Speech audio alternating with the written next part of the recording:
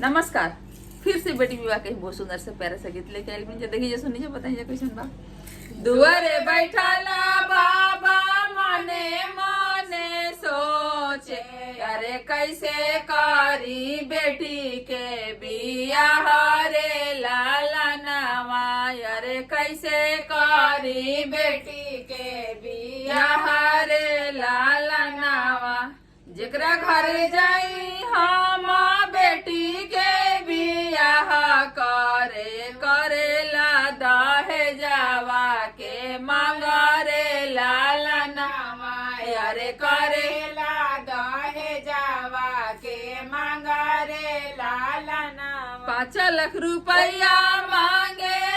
कफारा चुनर अरे संगही में घर के सब सामान रे लाला नवा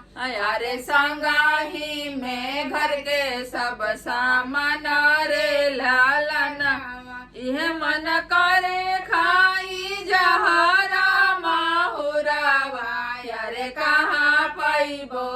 तना दहे जा रे लाला नवा अरे कहाँ पैबो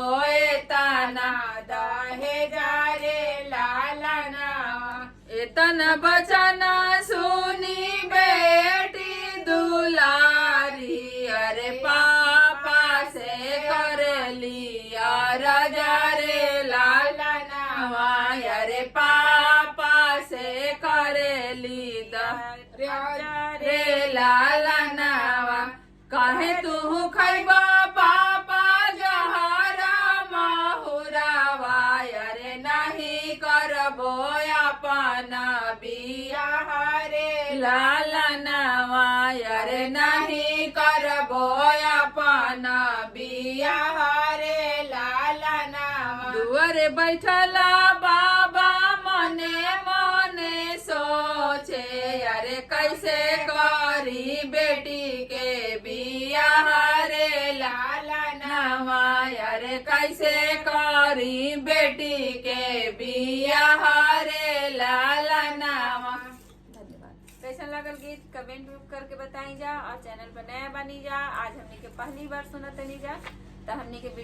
के चैनल के सब्सक्राइब कर लीजा, वीडियो के लाइक कर लीजा और हमने के जो वीडियो बड़े ओकरा के ढेर सारा शेयर कर लीजा।